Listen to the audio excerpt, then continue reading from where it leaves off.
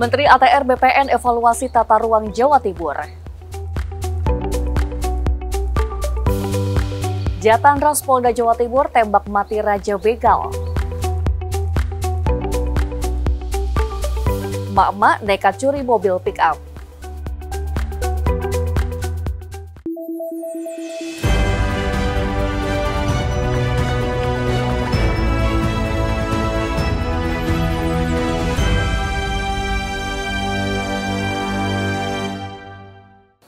Halo pemirsa, laporan 8 Garuda TV Surabaya pada Sabtu 15 Maret 2025 kembali hadir menjumpai Anda. Selain 3 berita utama tadi, kami akan menyajikan informasi penting dan menarik lainnya. Bersama saya, Shima Perwira, kita jelang laporan 8 Garuda TV Surabaya selengkapnya.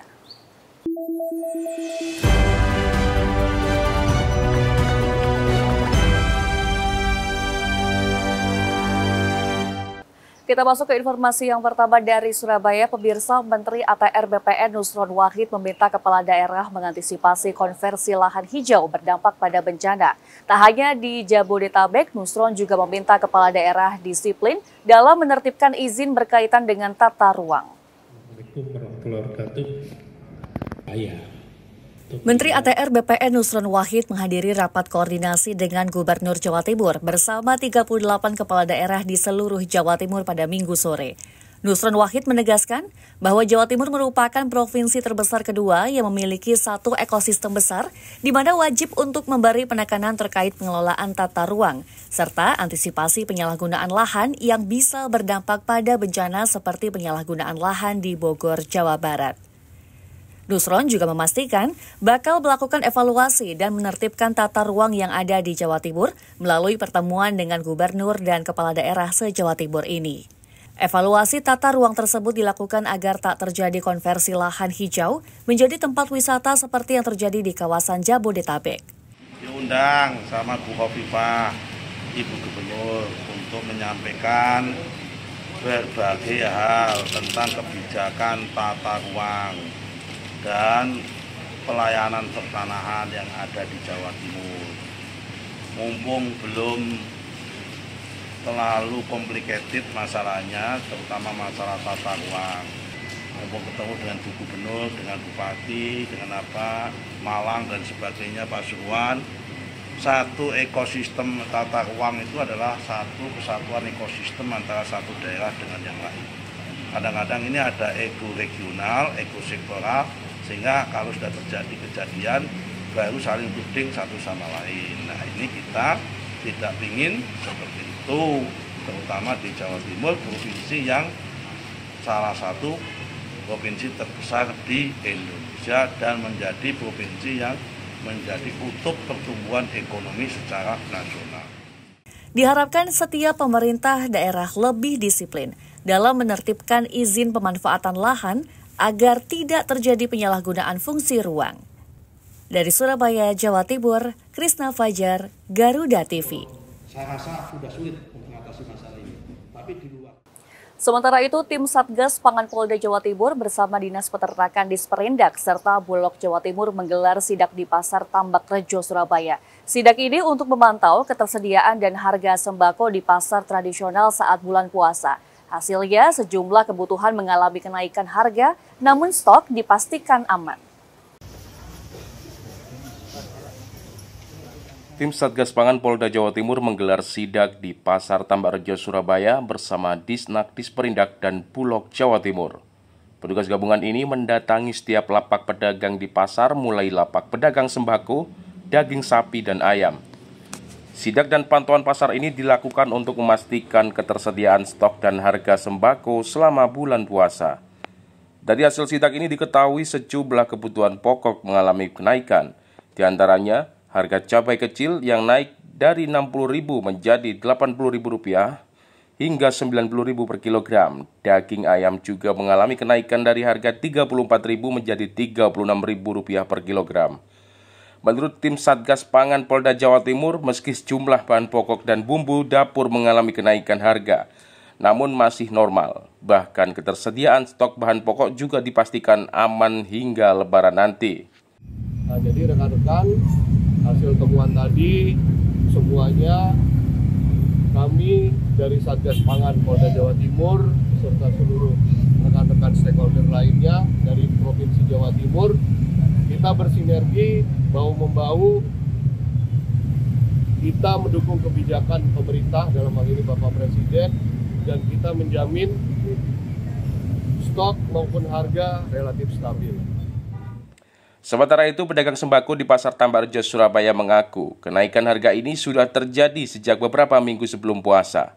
Kenaikan harga dipicu faktor cuaca buruk yang mempengaruhi hasil panen, serta permintaan tinggi dari masyarakat saat bulan puasa.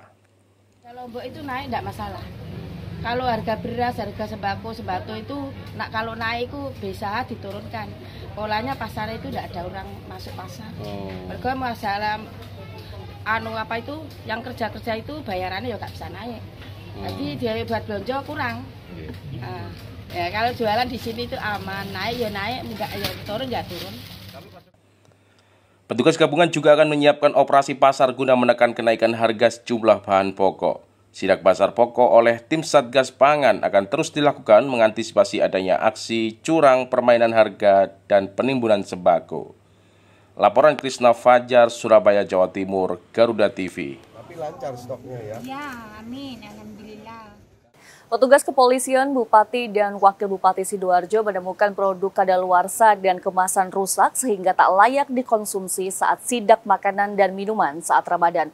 Produk tak layak konsumsi tersebut kemudian ditarik dari peredaran dan diharapkan tak lagi dijual. Inspeksi mendadak dilakukan Bupati dan Wakil Bupati Sidoarjo ke sejumlah pusat perbelanjaan.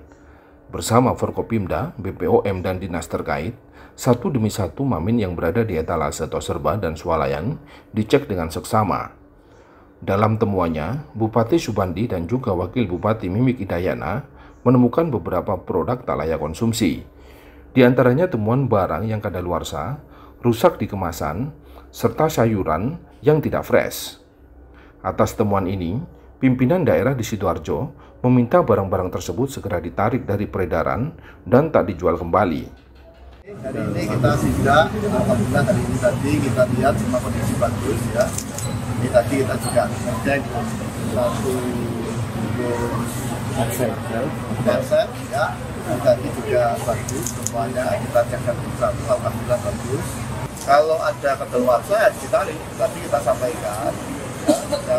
Yang tadi kita sunari semua. Nanti ada pendampingan dari Perjalanan biar nanti yang kondisi yang kurang bagus kita sunari. Tadi kita sampaikan. Nanti jangan sampai susu ya. Ada besok ini masih masuk angin. Nah, kalau ini dikonsumsi penyakit tidak boleh. Nah, tapi kita sampaikan ya kemasan seperti itu kita sunari. Insya Allah aman itu ya. Tak hanya mamin, parsel lebaran tak luput diperiksa juga. Dibongkar dan dilihat satu persatu masa kadaluarsanya per item produk. Sejumlah parsel dinilai aman dan layak konsumsi. Nantinya sidak semacam ini akan kembali dilakukan berkala, mengantisipasi beredarnya makanan dan minuman yang tak layak konsumsi beredar di masyarakat. Laporan Anansori, Sidoarjo, Jawa Timur, Garuda TV.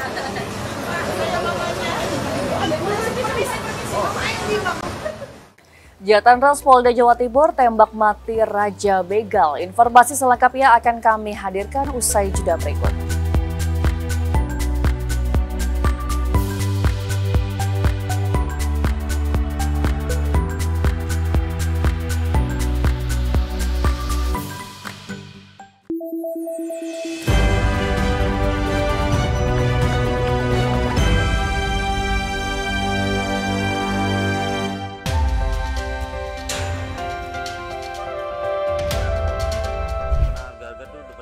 Update kasus dan isu terhangat langsung dari lapangan. Barreskrim Polri berhasil menggagal 6 partai oposisi Korea. Faktual, padat dan akurat. Ikuti setiap perkembangan di laporan 8 petang setiap hari pukul 6 sore. Live di Garuda TV.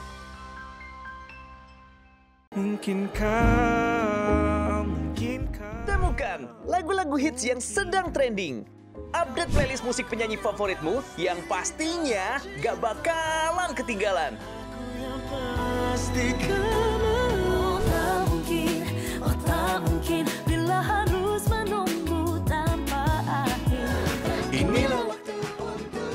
musik trending, Senin sampai dengan Jumat. Hanya di Garuda TV.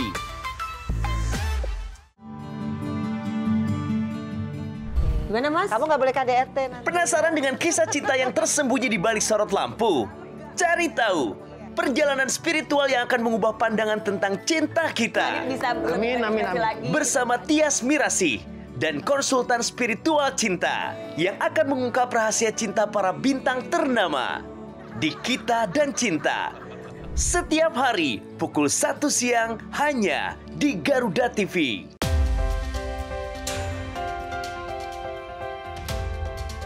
Mengenal dunia militer lebih dekat dari awal sejarah hingga teknologi modern pertahanan. Desain dan operasi baru menggunakan peralatan anti-submarine warfare atau ASW, radio dan radar. Di medan pertahanan negeri dalam informasi dunia militer. In Militer, setiap hari hanya di Garuda TV.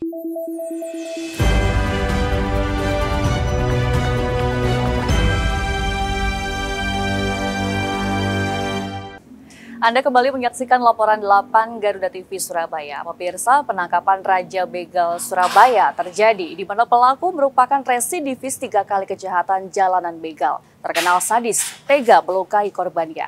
Buron selama 1 tahun, petugas terpaksa menembak pelaku lantaran melawan petugas dengan sajam saat akan ditangkap.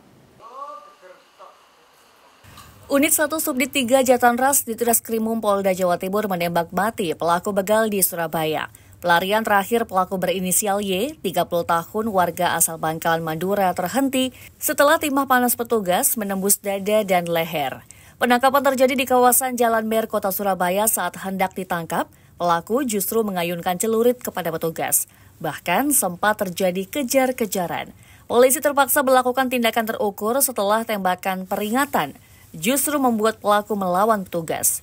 Dari rekam jejak kejahatan, pelaku merupakan 3 kali menjadi residivis kejahatan jalanan sejak tahun 2018, baik pencurian kendaraan bermotor hingga jambret jalanan. Tak hanya itu, ia masuk daftar DPU selama 1 tahun terakhir, buronan Polres Bangkalan dan Surabaya. Dalam sehari, Raja Begal ini mencuri 4 kendaraan di wilayah kota Surabaya. Sasaran pelaku adalah kendaraan minim penjagaan dalam catatan kriminal. Pelaku Y adalah otak dari komplotan. Bahkan, ia bersama komplotan berhasil lolos sebanyak 5 kali dari pengajaran petugas. Pelaku Y bersama komplotan telah melancarkan aksi lebih dari 100 kali, baik di wilayah Surabaya, Madura, sejak tahun 2018 silam. Malam ini saya dan tim melakukan penangkapan DPO yang memang sebelumnya sudah kita amankan 3 pelaku curanmor. TKP-nya Surabaya, Gresik, Bangkalan. Yang bersangkutan merupakan residivis, sudah 3 kali keluar masuk. Dan memang yang bersangkutan ini aktornya dan mempunyai mobilitas yang tinggi. Dan dia suka berganti-ganti pasangan dalam melakukan aksinya. 3 sudah kita, teman-teman ini 3 sudah kita amankan. Dari pengakuan mereka diajak oleh yang bersangkutan ini, inisial Y. Tadi kita lakukan penangkapan di daerah Mer, Surabaya, karena yang bersangkutan melakukan perlawanan, membawa senjata tajam. Kita lakukan tindak tegas. Selain pelaku, petugas mengamankan alat bukti sajam jenis celurit serta kunci letter E. Saat ini, polisi tengah memburu 8 rekan pelaku yang menjadi komplotan dari Raja Begal ini. Dari Surabaya, Jawa Timur, Krisna Fajar, Garuda TV. Pemirsa, emak-emak di Bangkalan, Madura diamankan petugas kepolisian karena terbukti melakukan pencurian sebuah mobil pick-up. Dari hasil penyelidikan, tersangka mengaku sudah 2 kali melakukan aksi pencurian. Inilah detik-detik saat Resmob Satreskrim Polres Bangkalan mengamankan sebuah mobil pick-up barang bukti pencurian di rumah pelaku pencurian Kecamatan Tanjung Bumi, Kabupaten Bangkalan. Mobil pick-up tersebut diduga dicuri oleh seorang perempuan berinisial M, warga Tanjung Bumi. Pemilik mobil yang mengetahui bahwa pick-up-nya miliknya ada di rumah tersangka segera melapor pada kepolisian setempat. Mendapat laporan tersebut, petugas langsung melakukan penyelidikan. Hasilnya, ditemukan barang bukti pick-up sesuai dengan yang dilaporkan terparkir di garasi rumah terduga pelaku. Petugas kepolisian berhasil mengamankan pelaku di rumahnya berikut barang buktinya. Di hadapan polisi, tersangka mengaku mengambil mobil karena pemiliknya memiliki hutang sebesar 300 juta rupiah padanya. Dari hasil pendalaman, tersangka sudah 2 kali melakukan pencurian, yakni mencuri mobil jenis truk dan pick-up. Dalam aksinya, pelaku tidak melibatkan orang lain, ia mengaku menyetir sendiri untuk mobil curiannya. Milik korban yaitu kendaraan 300. Yang kemudian korban mengetahui keberadaan mobil yang hilang tersebut ternyata didapat ada padanya. Itu ya. Alasannya dan ini yang beberapa kali juga guys seperti ini. Terus sekali. Yang truk sekali, itu sekali, begitu kali. Truk sekali, jatuh sekali gitu ya. Itu rekan-rekan dia. Dari mana? M misalnya. M ya dia namanya. Dari Lampis. Akibat perbuatannya, tersangka dijerat pasal 363 KUHP tentang pencurian dengan pemberatan, ancaman pidananya 5 tahun penjara. Laporan Fatur Rahman, Bangkalan, Madura, Garuda TV. Naas menimpa Fawaz Juliansah, bocah umur 12 tahun siswa kelas 6 sekolah dasar di Sidoarjo ini hanyut dan tenggelam ketika berenang di Sungai Pucang, Kecamatan Sidoarjo. Saat kejadian, korban berenang bersama teman-temannya. Penyisiran yang dilakukan petugas gabungan belum berhasil menemukan jasad korban. Kejadian ini bermula saat korban berenang bersama 3 temannya di Sungai Pucang, Kecamatan Sidoarjo, Kabupaten Sidoarjo. Sungai tersebut berada tak jauh dari rumah korban di perumahan Pondok Jati. Menurut beberapa saksi, sekitar pukul 2 siang, korban bersama 3 temannya bermain di Sungai Pucang dengan berpegangan tali. Namun naas, korban yang tidak begitu pandai berenang ini kemudian hanyut dan tenggelam. Petugas gabungan yang terdiri dari personil Basarnas Surabaya, Badan Penanggulangan Bencana Daerah Kabupaten Sidoarjo, serta relawan berusaha mencari jasad korban dengan menerjunkan 2 perahu karet. Namun setelah melakukan penyisiran di sungai tersebut sepanjang 1 km, jasad korban belum berhasil ditemukan. Tadi siang habis pulang pondok Ramadan itu Pak, Masjid Baitul Iza, jam 1 selesai pondok Ramadan. Habis itu anak-anak ini beli mercon atau apa gitu loh di Kaudipan, tapi lewat samping sungai sini. Setelah beli, habis itu pulang berempat kan anaknya ini, Mas Bapak, terus yang meninggal apa yang tenggelam ini kan Bapak, terus ada Rokim, ada yang 2 ini anak-anak itu. Yang 2 ini jebur, nah yang 1 bisa keluar, yang 1 yang Bapak ini apa tenggelam. Ya.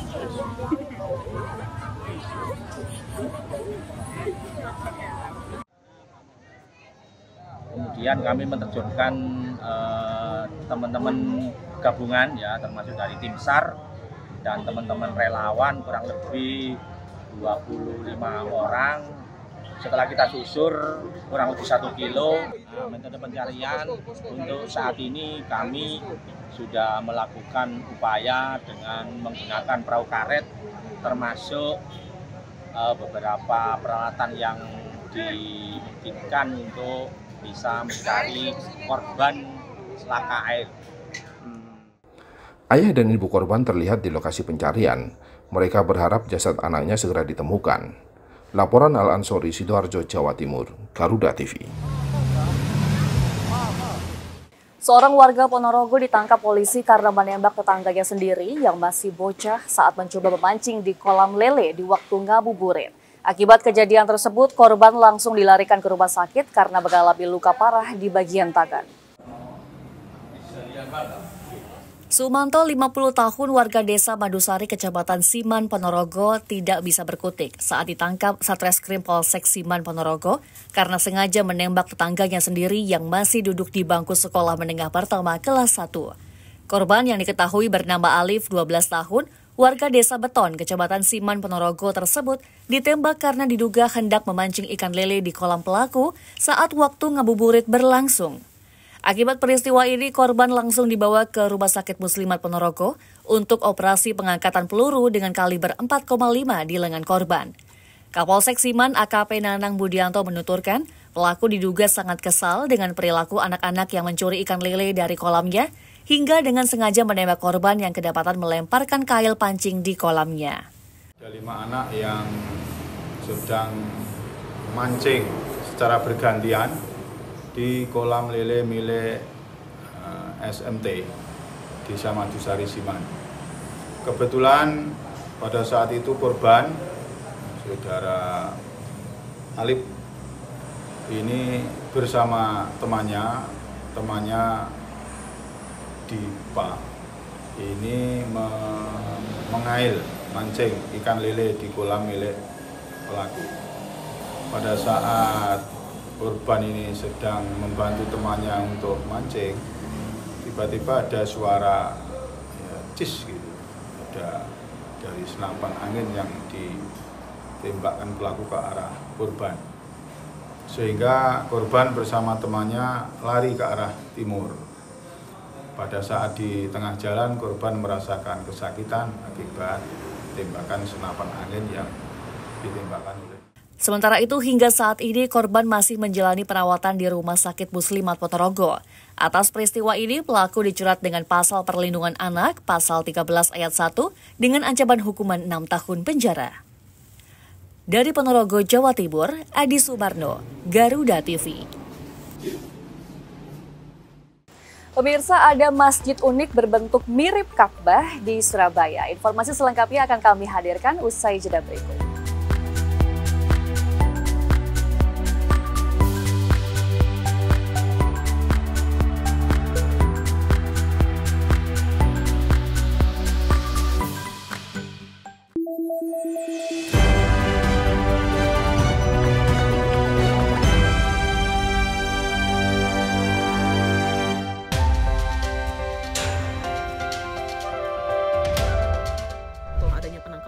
Berbagai peristiwa penting terjadi sepanjang hari. Berita faktual dan mendalam yang menjadi sorotan. Kami rangkum untuk menutup aktivitas Anda. Pokok dan penting itu sebagian. Saksikan laporan 8 malam setiap hari pukul 10 malam. Hanya di Garuda TV. Yang baru di Garuda TV. Resep rahasia di balik sajian menarik masakan Nusantara dan internasional. Untuk menambah resep hidangan di rumah Anda.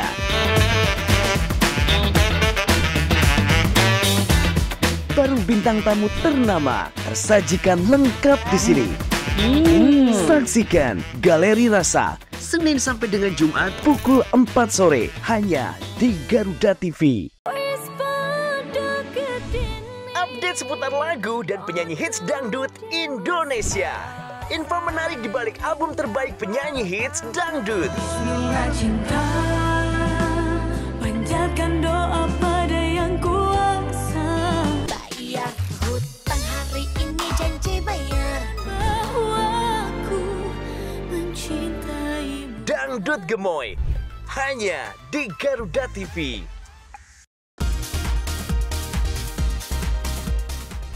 Sajian informatif mengenai ragam fakta unik dari seluruh penjuru dunia. Mengulas berbagai fenomena menarik dan langka yang kaya akan wawasan. Pengetahuan dan humaniora, Oxford University awalnya justru dibuat desainnya yang transparan, para pengunjung yang menginap di sana. Info Miss Wow hanya di Garuda TV.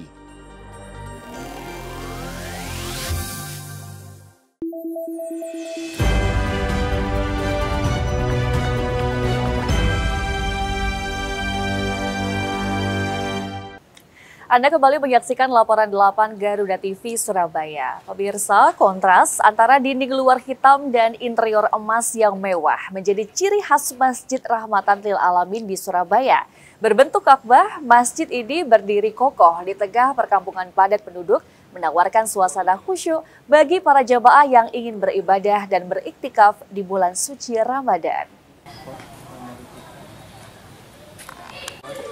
Inilah Masjid Rahmatan Lil Alamin yang berlokasi di Jalan Kalibutuh Timur, Gang Lebar, Kecamatan Bubutan, Surabaya, Jawa Timur. Masjid yang nampak dari luar menyerupai Ka'bah di Mekah, dibangun di tengah perkampungan padat penduduk. Bagian luar dinding bangunan didominasi cat warna putih dan terdapat corak bertuliskan kaligrafi berwarna emas, semakin membuat masjid ini mirip dengan Ka'bah aslinya. Tak hanya dari luar bangunannya mirip seperti Ka'bah, namun ketika masuk di dalam masjid juga nampak megah dengan ukiran-ukiran emas khas lengkap dengan warna emas muda. Ada juga mimbar kayu berwarna coklat sebagai tempat imam untuk berkhutbah. Baim Takmir Masjid Rahmatan Lil Alamin menyebut, masjid yang dibangun sejak 2020 ini berdiri di tanah wakaf salah satu warga. Untuk dananya sendiri berasal dari dana swadaya iuran warga. Masjid dibangun dengan dibentuk seperti Ka'bah ini agar menarik warga sekitar untuk sholat berjamaah di masjid, khususnya di bulan suci Ramadan ini. Dan masjid ini juga bisa untuk warga yang ingin beriktikaf. Selain itu memberi kesan bagi jamaahnya agar karena bentuknya unik.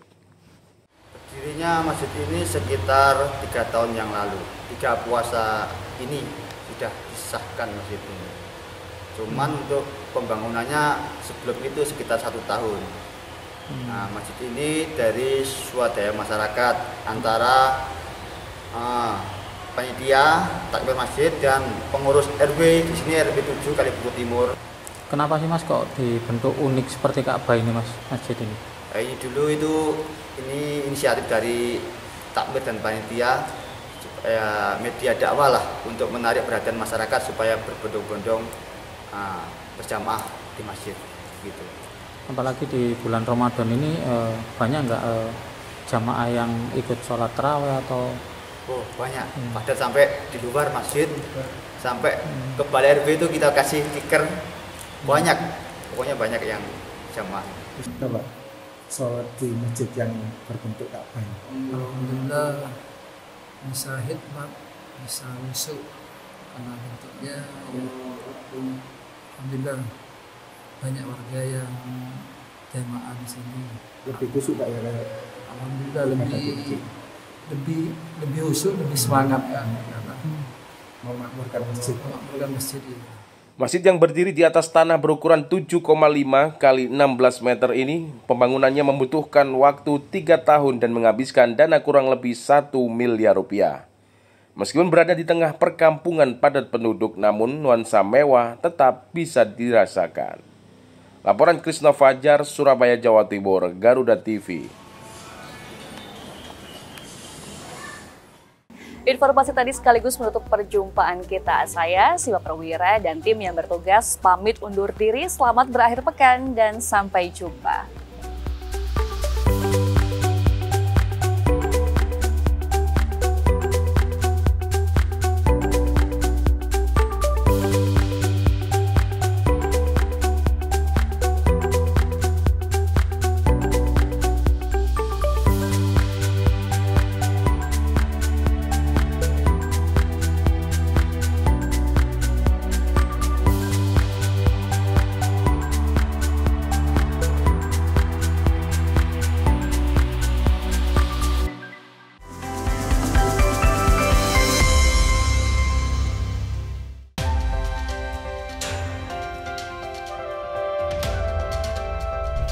Pertama dan paling hangat, informasi yang menemani Anda memulai ragam aktivitas. Jadikan pagi Anda lebih berarti dengan kabar terkini. Laporan 8 pagi, setiap hari pukul 6 pagi, hanya di Garuda TV.